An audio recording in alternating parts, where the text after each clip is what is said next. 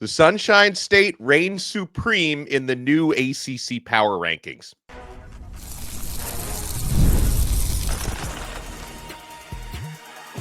You are Locked On ACC, your daily podcast on the Atlantic Coast Conference. Part of the Locked On Podcast Network, your team every day. Shout out to the everydayers, and thank you so much for making Locked On ACC your first listen. We're available free wherever you get your podcasts. We're free on YouTube. We're part of the Locked On Podcast Network, your team every day. He is Kenton Gibbs, former NC State defensive lineman and co-host of Locked On Wolfpack. I am Alex Donno, host of Locked On Canes, and today's episode is brought to you by Monarch Money. Take control of your finances with Monarch Money. Use code LOCKEDONCollege at monarchmoney.com for 50% off your first year. On this episode, we'll take a look at the Week 2 matchups in the ACC. There are some good ones to keep an eye on. We'll talk about Florida State, who actually got fined for the celebration of beating Alabama. It's probably worth it for them. But let's talk about ACC power rankings. Now, you know, Kenton Gibbs, I was going through, and we're going to start a little bit later on in the year. We're going to start doing our weekly Locked On ACC power rankings. But I was looking at the ones that are out there, you know, dozens of different publications. Most of them have, in some order, Miami and Florida State, you know, overtaking Clemson, who is everybody's preseason number one. Most of them have Miami number one after the win over Notre Dame, Florida State number two after their upset against Bama, Clemson number three. Do you agree with that order? Would you even put Florida State in front of Miami, Miami in front of Florida State? How do you feel about that top three? You know, I don't feel bad about that top three. I look at that order and I say Clemson did not look impressive, even though you talk about losing your star receiver in Antonio Williams very early on in the game. At the end of the day, ball is ball is ball. Next man up. That's just the reality, right? We can't, when you lose a guy and you lose the game, guess which one matters more? The game. Losing the game. If you lose the guy and you go on to win, all of a sudden it's a different story. And we're talking about how Cade Klubnik is a hero and how, you know, they figured it out despite not having here and there. When you lose the game, you're going to drop. As opposed to two teams that beat top 10 opponents. I mean, hey, what else do you want from them? They showed up when it mattered most. They did what they were supposed to do in terms of Miami and Florida State. And so both teams deserve the nod at the top, even though there was a little bit of devil magic in there from Lee Corso. He sprinkled a little bit of devil magic in that. Did you see that? He went 6-0 in his final picks. Yeah, I figured out what it was. I'm sitting here like, how was I wrong about so many games? It was Lee Corso sprinkling that old devil magic all over this thing because it is there was a lot of those games didn't even make sense. They didn't even make sense, Donno. But it was that, you know, that ESPN devil magic. It got to me. So I think the power rankings are correct by the devil magic that got involved. Yeah, that's so true. I thought it was cool that Lee Corso, and there were some of his picks, like you said, especially at the time when he made the Florida State pick over Alabama. I'm like, all right, Lee, I know you got ties to Florida State. All right.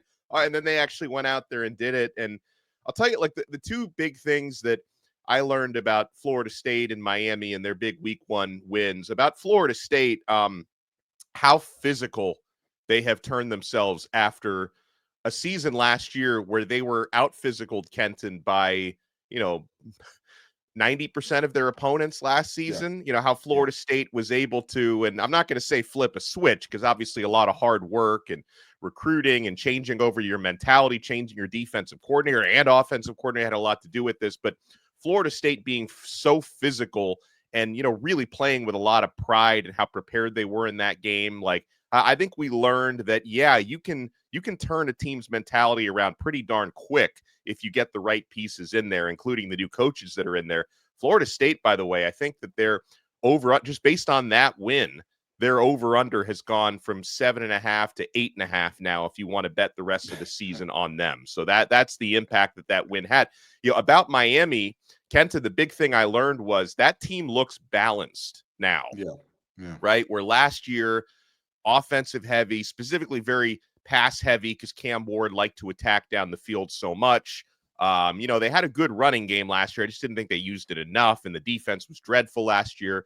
You know, Miami looks like a team that can beat you in a number of different ways and play complementary football. And, yeah, they look really tough as well. I don't want to say Florida State is tough without saying the same thing about Miami, who just outmuscled Notre Dame on both lines of scrimmage. So that's the two biggest things I learned about that team. In terms of Clemson, I guess and you mentioned losing your top receiver early in the game. That isn't nothing, all right? But I think I also learned that I still have reservations about, this version of Clemson from the past few years about actually winning those big non-conference games. That's what they, failed at time after time a year ago. And I'm now wondering if they're going to be able to turn that page and take the next step.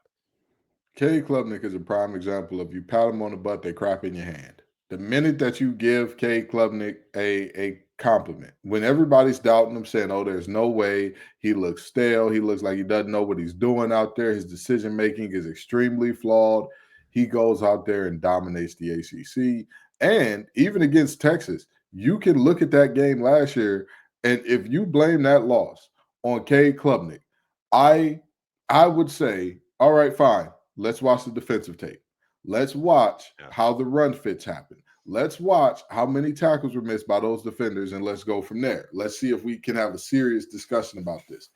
And yet, when it's time to do his little 1-2 this season, like you said, losing your star receiver early is not nothing. However, you still have to perform at a little bit higher of a level. And again, that supporting cast. I tell people all the time, quarterback is not the most important position. Quarterback isn't just the most important position in football. It's also the most dependent. It's dependent on guys to make big plays. Let's just say that receiver from Miami does not make that one-hand catch. Let's say he decides the ball is behind him, alligator arms it, and it keeps going another 2-3 yards. What happens to that ball, Donno? Aiden Schuler probably picks it off if that happens. He picks it off. Does that or does that not change the tenor of that entire game? Changes it a ton. Oh, okay. There were a bunch of plays from Clemson receivers where I'm like, hey, yes, Cade has not played a great game. You have to help him there. And I'm not even asking for him to make that kind of catch. That was a highlight reel ESPN top 10 catch. I'm not even asking for that. If the ball is going over your shoulder, you're a receiver at one of the best universities in the nation. You're a receiver getting paid premium money to do what you do. Premium money means premium plays.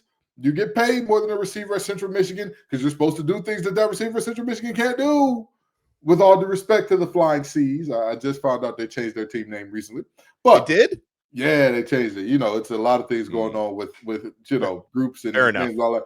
But you've got to come down with that ball. And that wasn't the only drop that I saw in that game. There were multiple drops where I'm like, that hurt you. So, there's that. And as far as Miami and Florida State, Miami proved to me who they are and who I thought they were coming into the season. Florida State, however, Alabama did not look like they were trying very hard in that football game at all. And I'm going to use one gentleman who's going viral right now for his lack of effort as the example, Mr. Bray Hubbard. My grandmother does not understand anything about football, but she said, who is this sorry boy they got back there that he just jogging and getting ran over? I said, Grandma, who you talking about? She said, the white boy. You know the one. I said, there's only one white guy in their secondary, so I can figure that out very easily.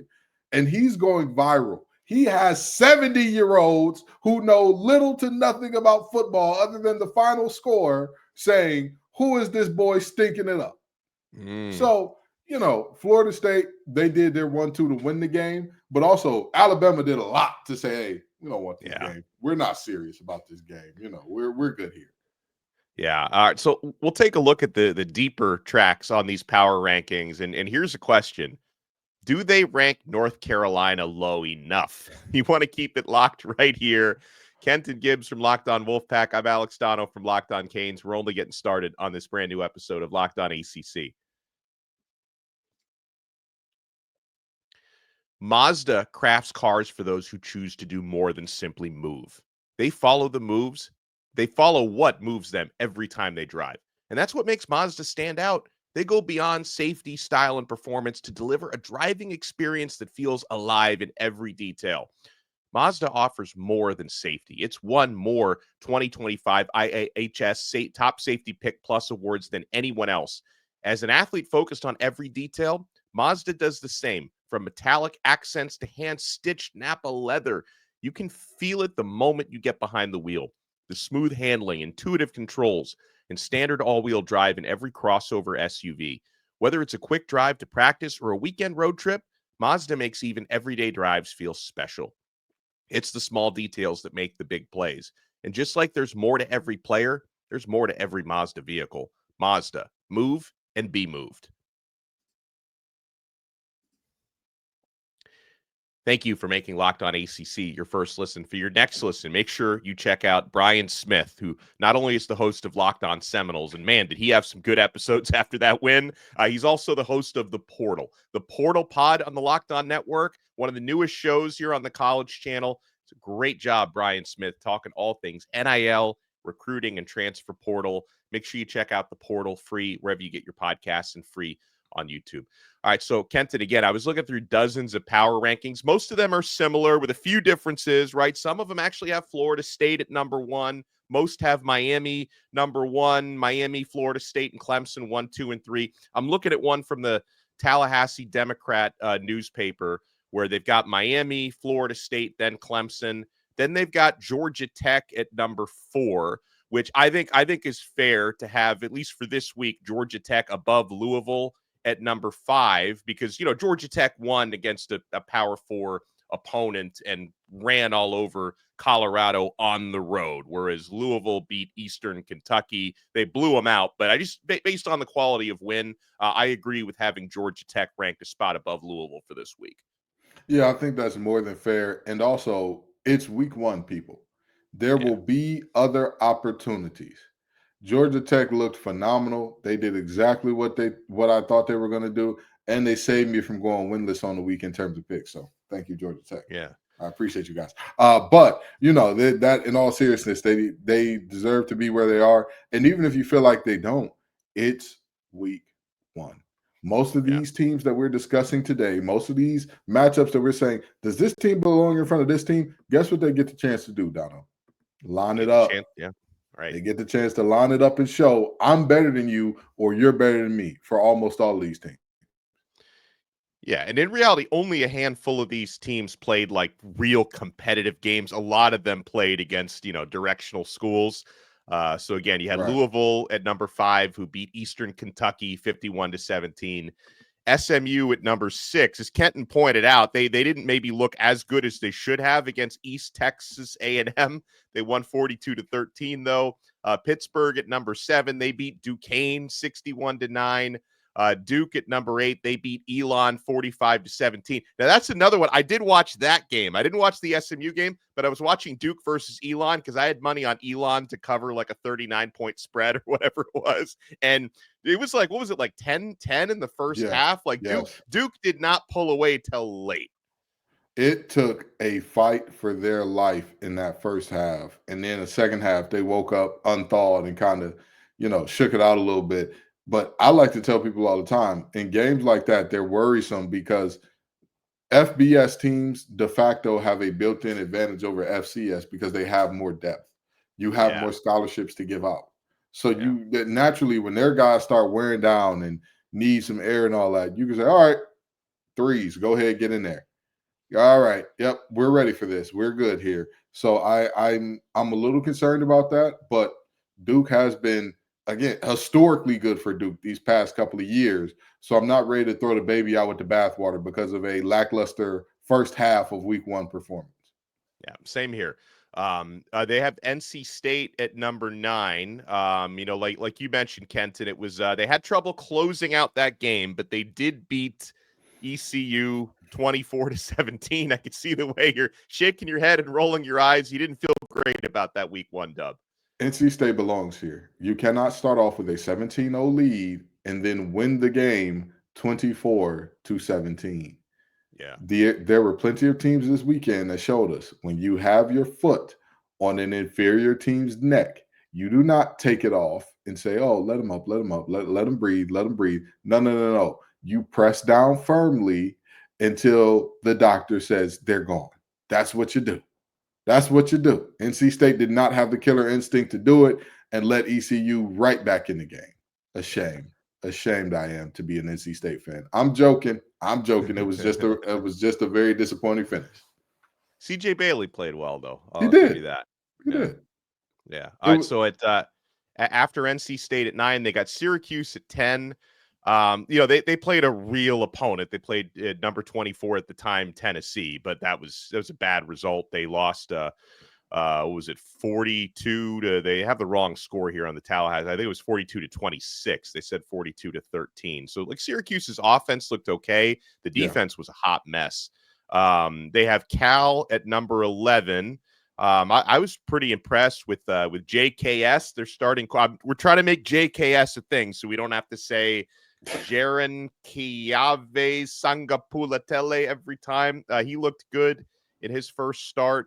What about Kenton, Virginia Tech at number 12? They hung around with South Carolina. It was like 10-8 for a good stretch before they ended up losing 24-11, but just still not seeing enough explosive plays from Kyron Drones in that offense. I don't know what happened to them since 2023.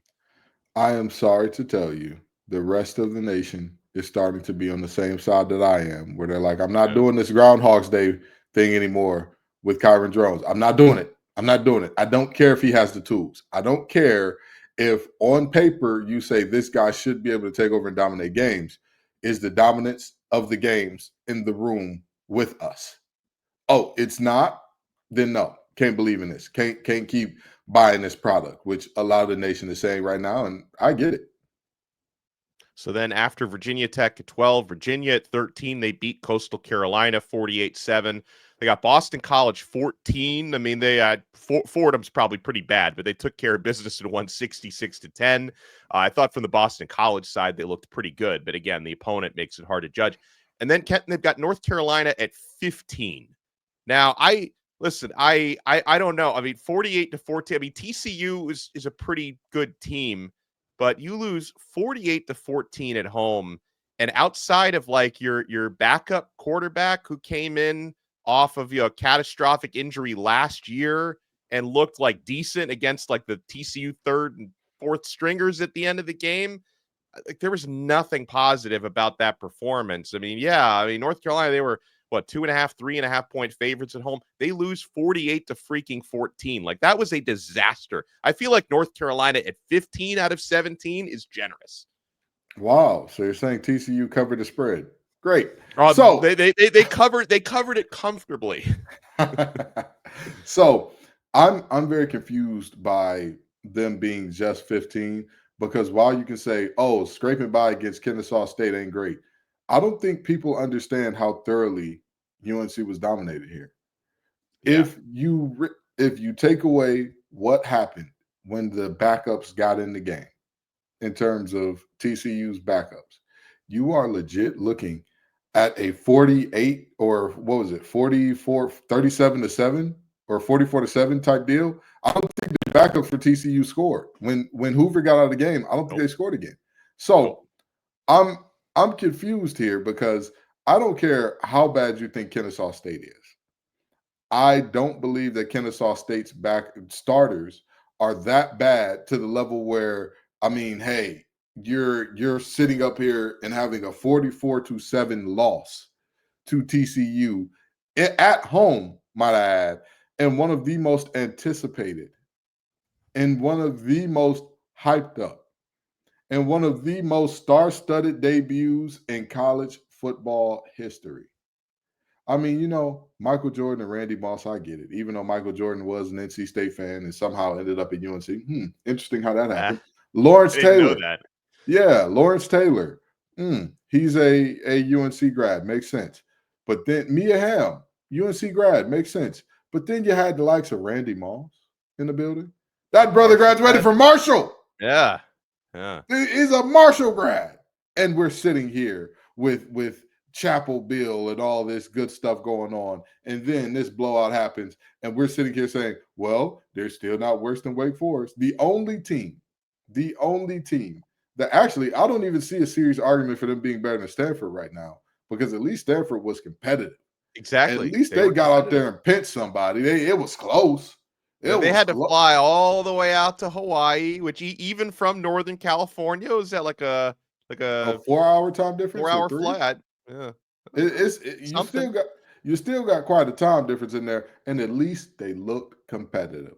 Even Yeah. on the road, they looked competitive, as opposed to a Carolina team that got the brakes beat off them.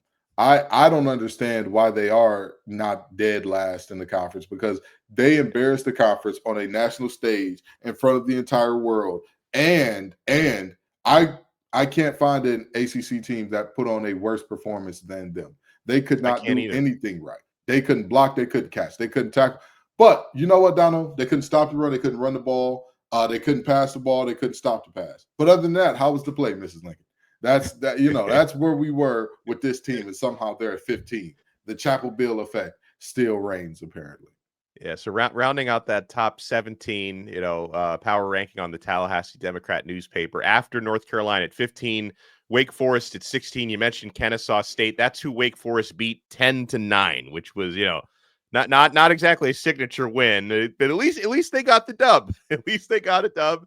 And Stanford, who came in dead last at 17. But like Kenton mentioned, it was competitive. They lost 23-20 at Hawaii. That was week 0. They didn't play week 1. Coming up next, Florida State pulled off a huge win for the ACC. So why did the conference punish them for it? You want to keep it locked right here. We're not done yet on this brand new episode. We're certainly not done yet with FanDuel. Guys, the NFL season is almost here. FanDuel is making sure you're ready for kickoff with a can't-miss offer. Right now, new customers can bet just $5, and if your bet wins, you'll get $300 in bonus bets to use across the app. I love using FanDuel. It fits however you like to bet, whether you're into player props, building a same-game parlay, jumping in live as the action unfolds, or in my case, all of the above. FanDuel is there for you. It makes every game more exciting, whether you're watching your team or just keeping an eye on your fantasy lineup. So are you ready to play? Download the FanDuel app now by visiting FanDuel.com to get started. That's FanDuel.com to place your first $5 bet. Folks, we're also brought to you by Monarch Money. Most people can't name all of their financial accounts or even what they're worth, whether it's 401ks, properties, or investments. And when you don't have the full picture, you can end up leaving money on the table. That's why there's Monarch Money. It's an all-in-one personal finance tool that brings your entire financial life together in one clean, easy-to-use interface on your laptop or on your phone. Monarch is built for people with busy lives. If you've put off organizing your finances, Monarch is for you. Monarch does the heavy lifting for you. You can link all of your accounts in minutes, see clear data visuals, get smart categorization of your spending, and finally feel in control of your money without ever touching a spreadsheet.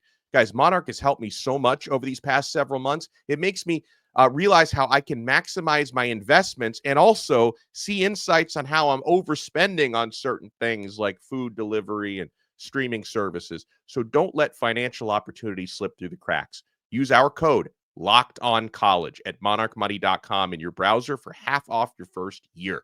It's 50% off your first year at monarchmoney.com with code LOCKEDONCollege.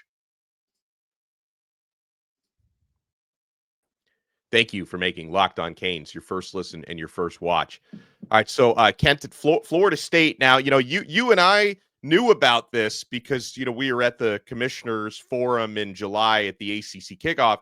Probably like a lot of, and I probably wouldn't have known about it if not for being in the room when the commissioner talked about it. A lot of people probably didn't realize the ACC has a new rule they put into effect this season. They put it into effect for football, men's and women's basketball.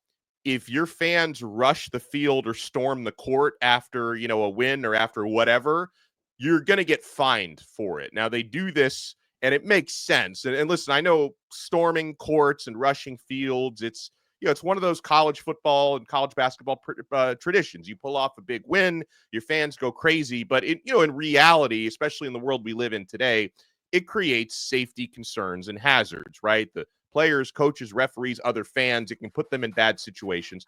So the ACC is cracking down on it. If you rush the field or storm the court, your first offense is $50,000 fine. Your second offense is $100K and so on. So what did Florida State fans do? And listen, I sympathize, right? You were 2-10 last year.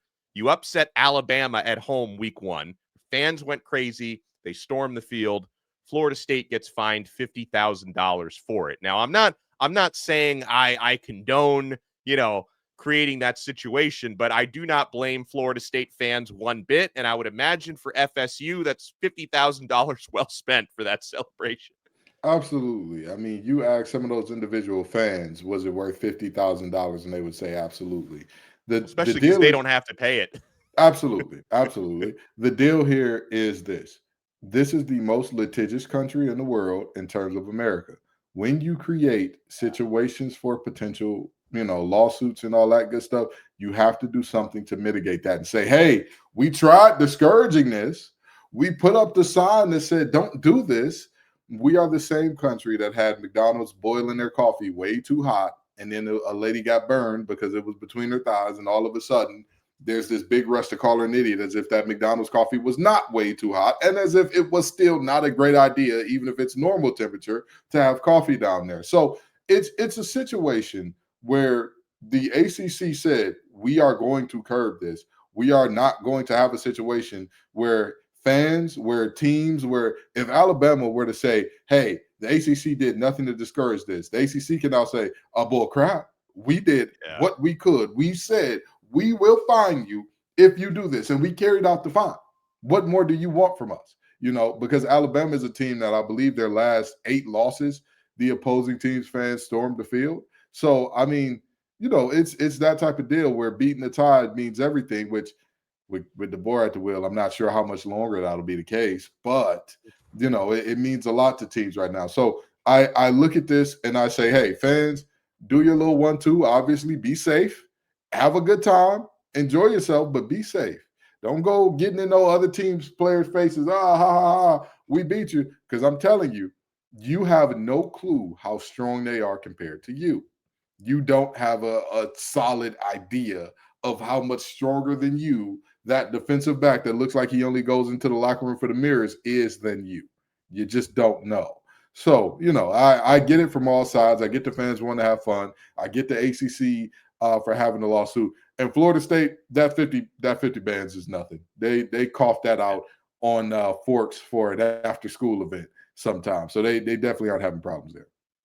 All right, so I'm looking at week 2 football matchups involving ACC teams. There are 4 of them that stand out. Obviously early in the season you got some of these, non-competitive games. I mean, Miami hosts Bethune-Cookman, Florida State hosts East Texas A&M. Clemson hosts Troy. But the games that stand out to me, Kenton, we have Duke is hosting number 11 Illinois. Huge opportunity for Manny Diaz and company, with Illinois favored by 2.5 points. SMU at home favored by 3 points against Baylor. Baylor had a tough debut against Auburn last week. We have Virginia Tech is hosting Vanderbilt. ACC versus SEC, with Virginia Tech favored by 1.5. And we have a conference game that doesn't count in conference. Is that what we're doing here, Kenton, with your NC State Wolfpack hosting Virginia? Explain to me how that's an ACC matchup, but it's not considered a conference game this year. So Dave Doran wants to get ahead of the whole schedule more Power 4 teams thing. And in order to do that, he had to drop, I believe it was App State, off the schedule and schedule a Power 4 team. Most Power 4 teams were taken, and so they started looking at conference and saying, you know what, maybe we can do a home and home with Virginia that would not count as part of our conference schedule, even though it is in fact a conference matchup. So any of these other games stand out to you? I mean, Duke versus Illinois, Virginia Tech, Vanderbilt. How do you think these games are going to play out? Oh man, I'm looking at that Duke versus Illinois game real close. Let me tell you why. Brett Bielema, we know he brings the funk. He brings a physical team wherever he goes. That's going to be a team that's going to want to punch you in the face again and again and again. No finesse, no cutesy stuff with Brett Bielema. He comes from that old Barry Alvarez, that old downhill. We need us at least 115, 100-yard rusher in order to be good tree. And then you've got the master of disguise, Manny Diaz, where all the things that he does defensively, a lot of people think that he just disguises the secondary well. Well, you know how that works out for him? It's because he disguises the fronts as well. He disguises the blitzes as well. You think that you know where everybody's going. And then all of a sudden at the snap, you're like, what? Where the hell? It was a D lineman right in front of me. Where'd the guy go? I am very intrigued to see which style wins that game. I'm also intrigued to see if Darian Mensah has kind of settled in, because that first half, he looked wildly uncomfortable. He did. Things just were not clicking. They were trying their best, and we all knew that their running game was going to be a work in progress because of losing your top backs from last year and everything. But the passing game as well was another thing that we were like, new quarterback, and they don't have their top receivers there either in terms of who the guys were last year. I'm very intrigued by this game. You know, this could be a game where Duke shocks the world, as we saw from week 1. Nothing's impossible. This could be a game where the Fighting Illini stroll all through Wallace Wade Stadium like it's the Commodores with an easy Sunday morning. Well, we'll take a closer look at these games before the weekend coming up. Make sure you check us out. Check out Kenton and Grayson Boone on Locked On Wolfpack. Follow Kenton at TGIF_Kenton. Check me out on Locked On Canes. Follow me at ALEX DONNO. And we'll talk to you next time on another episode of Locked On ACC. We are part of the awesome Locked On Podcast Network. Your team every day.